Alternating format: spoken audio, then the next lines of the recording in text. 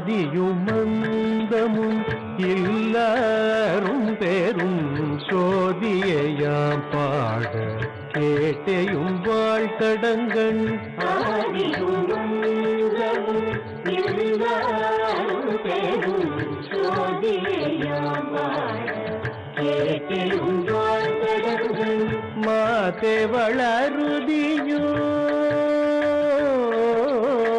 மாதே வளருதியோ செவியோ நின் செவிதான். மாதே வளருதியோ செவியோ நின் செவிதான். மாதேவன் வார்கழல்கள் வாட்டிய வாழ்கோலி போய். மாதேவன் வார்கழல்கள் வாட்டிய வாழ்கோலி போய். வீதி வாய் கேட்டலுமே விம்மி விம்மி மெய் மறந்து.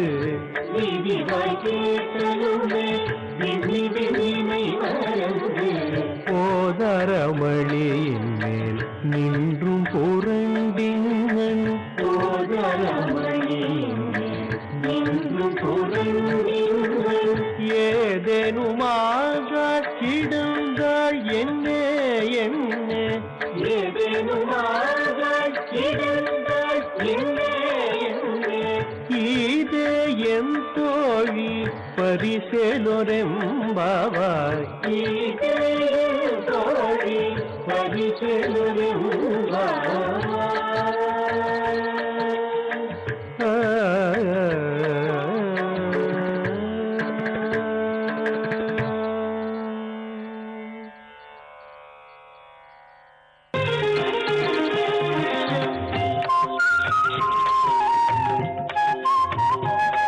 ஜி தமிழ் தொலைக்காட்சி நேயர் அனைவர்களுக்கும் ஸ்ரீயனுடைய பணிவான நன்றி கலந்த வணக்கங்கள். நம் நாட்டிலே எத்தனையோ நூல்கள் இருந்தாலும் திருக்குறளுக்கு இணையாக ஒரு நூல் கிடையாது. அந்த திருக்குறளிலே இலர் பலராகிய காரணம் நோற்பார் சிலர் நோலாதார் பலர் என்கிறார்.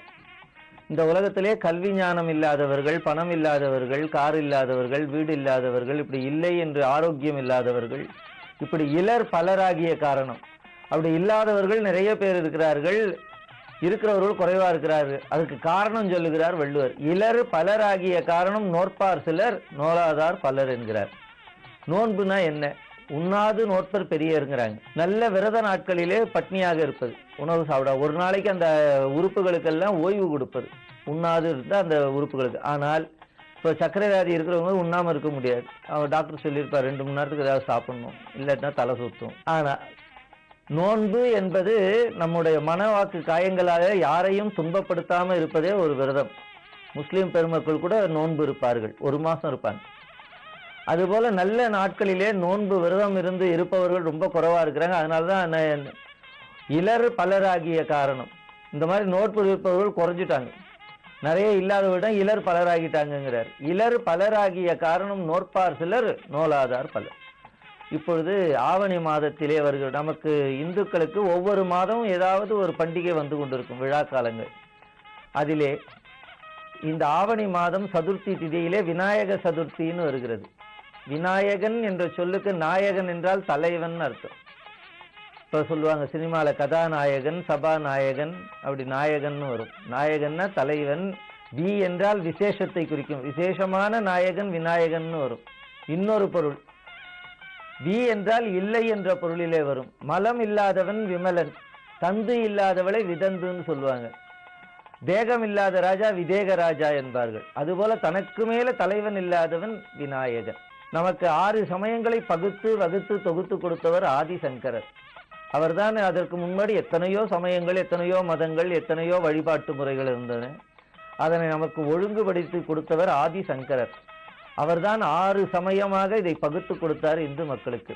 அதிலே ஒன்று கானாபத்தியம். கானாபத்தியம் என்றால் கணபதியை வணங்குவது. கணங்களுக்கெல்லாம் பதியாக இருப்பதனால் அவருக்கு கணபதின்னு பேர். கானாபத்தியத்துல என்ன இடர்கெடுத்தல். நமக்கு எத்தனையோ தொழில் தொடங்குகிறோம், படிக்கிறோம், பல வேலைகள் செய்கிறோம். அந்த வேலைகள் எல்லாம் இடர் இல்லாமல், எந்தவித விக்கினங்களும் இல்லாமல் நடைபெறுவதற்கு விநாயக பெருமானை வழிபாடு செய்ய வேண்டும் என்பதற்காக அவருக்கு இடர்கெடுத்தல்னு பேர். அவர் இடர்கெடுக்கிறார் என்பதை சொன்னவர் ஞானசம்பந்தர். அவர் 7ஆம் நூற்றாண்டிலே அம்பாளுடைய உமையம்மையாலே பால் கொடுத்தாலும் அந்த ஞானப்பால் உண்டுட்டு அந்த குழந்தை சொல்லுது, பிடியதன் உருமை குளமிகு கரியது வடிகொடு தனதடி வழிபடும் அவர் இடர் கடி கணபதி. நமக்கு வாழ்க்கையில் வருகிற இடர்கள் அனைத்தையும் களைகிறாராம் கணபதி. அதான் இடர்களை கணபதியினர். கானாபத்தியம் என்பது நமக்கு விநாயகரை வழிபட்டால் நம்முடைய செய்கின்ற காரியங்கள் எல்லாம் வெற்றியாகும் என்பதாகும். இன்னொன்று திருப்புகழ் என்ற ஒரு நூல் உண்டு. 15ஆம் நூற்றாண்டு அருணகிரி பெருந்தகையார் 16,000 திருப்புகழ் பாடினார். நாம் செய்த தவக்குறைவு இப்போது 1300 பாடல்கள் தான் உள்ளன. அதிலே அவர் கணபதியை பற்றி சொன்னது கைத்தலம் நிறைகனி. கையாக தலத்திலே பழத்தை வைத்துக் கொண்டு, கணபதி கையில பழம் இருக்கிறதா அப்படின்னா அவர் சாப்பாட்டுறாமன்னு அர்த்தம் இல்லை. இப்போ ஒரு காரியம் போய் நடந்ததுன்னா, அண்ணா போன காரியம் காயா பழமான்னு கேட்பார். பழம்னா வெற்றி அடைஞ்சிடுச்சுன்னு அர்த்தம், காய்னா முடியலன்னு அர்த்தம். பிள்ளையார் கையிலே பழம் இருக்கிறது என்றால் அவரை வணங்குகிறவர்களாம் வெற்றியை கொடுப்பார் என்பது அதனுடைய உள்ளீடு. அதுபோல இன்னொன்று சரியை கிரியை யோகம் ஞானம் என்று 4 மார்க்கங்களை சொல்வார்கள். அதிலே ஞான மார்க்கம் பழத்தை குறிக்கும். அரும்பு மலர் காய் கனி என்று சொல்வார்கள். சரியா மார்க்கம் கிரியா மார்க்கம் யோக மார்க்கம் ஞான மார்க்கம். ஞான மார்க்கம் பழத்தை குறிக்கும். பிள்ளையாரை வணங்குறவர்களுக்கெல்லாம் ஞானத்தை அள்ளி அள்ளி கொடுக்கிறார் என்பதை தெரிவிப்பது அந்த கையிலே இருக்கின்ற பழம். அதான் ஞானப்பழம். பிரணவம் என்ற சொல்லுக்கு ஓங்காரத்துல வரும். ஓம் சொல்லுவாங்க எல்லாரும். ஓம் நமோ நாராயணாய நம, ஓம் சிவாய நம. காம் என்பது விநாயகருக்கான பீஜ மந்திரம். காம்னா இதை கம்முன்னு சொல்லுவாங்களே, அது போல ஓம் காம் கணேசாய நமன்னு ஒரு பீஜ மந்திரம். அந்த பீஜ மந்திரம் சொன்ன அந்த மந்திரத்துக்கு உறுதி அதிகமாகும். சிவாய நமன்னு சொல்வது உயர்வு, அதோட சாம்னு சேர்க்கணும். ஓம் சாம் சிவாய நம, ஓம் நமோ நாராயண. ஒவ்வொன்றுத்துக்கும் பீஜம் உண்டு. அதுபோல பிள்ளையாருக்கு பீஜ மந்திரமாக இருப்பது காம். ஓம் காம் கணேசாய நம. அந்த காம் பிள்ளையாரை வணங்கினால் நமக்கு எல்லாம் வெற்றி அடையும். அந்த பீஜ மந்திரம் நார் தொட்டு, நார் சொல்றவங்க தண்ணி தொட்டுப்பாங்க, தண்ணி தொட்டுண்டா உறுதியாகும். அதுபோல மந்திரம் உறுதியாவதற்கு அந்த காம் என்ற பீஜ மந்திரம். பிள்ளையாருடைய திருவுருவத்தை பார்த்தீர்கள் என்றால் ஓங்காரத்தை குறிக்கும். ஓங்காரம் என்பது 3 எழுத்துக்களுடைய சம்ஹாரம். அகரம் உகரம் மகரம் 3ம் சேர்ந்தாதான் ஓங்காரம். ஓங்காரத்துல பாருங்க, மேல இருப்பது அகரம், இப்படி மடிஞ்சு வருது பாருங்க, அது உகரம். கீழே இப்படி மடிந்து வருவது மகரம். அகரம் சிருஷ்டி எழுத்து, உகரம் ரட்சக எழுத்து, மகரம் சம்மார எழுத்து. அகர உகர மகர சம்மேளனம் தான் ஓங்காரம். இந்த தாய்மார்கள்லாம் அடுக்கு பாத்திரம், நாங்கள் பாத்திரத்துக்குள்ள பாத்திரம் இருக்கும். அதுபோல ஓங்காரத்திலே 3 எழுத்து இருக்கிறது. ஓங்காரத்திலே மேலே இருப்பது அகரம், மடங்கி வருவது உகரம், கீழே இருப்பது மகரம். அவர் கையிலே பாசம் அங்குசம் இருக்கிறது. யானையை அடக்குவது அங்குசம். ஒரு சிறந்த தலைவனா இருக்கணும், தன்னைத்தானே அடக்க கத்துக்கணும். உளம் வசமானால் உலகம் வசமாகும். அவர் அடக்கிறது வேற யாரும் கிடையாது, அவரோட அங்குசத்தை அவரே கையில வச்சிருக்கிறாரு. மிகச்சிறந்த தலைவனா இருக்கும், தன்னை அடக்க தெரியணும். நம்ம மனசு நமக்கு அடங்கணும், அப்பதான் சிறப்பா இருக்க முடியும். உளம் வசமானால் உலகம் வசமாகும் என்பார்கள். இன்னொன்று, கணபதி சமஷ்டியாக இருக்கிறார். விநாயக பெருமானுடைய அவதாரமே ஓங்காரமும் ஓங்காரமும் கலந்து பிறந்த ஓங்கார நாயகனவன், பிரணவ நாயகன் விநாயக பெருமான். அவரை வணங்கினால் நமக்கு ஞானம் வரும்.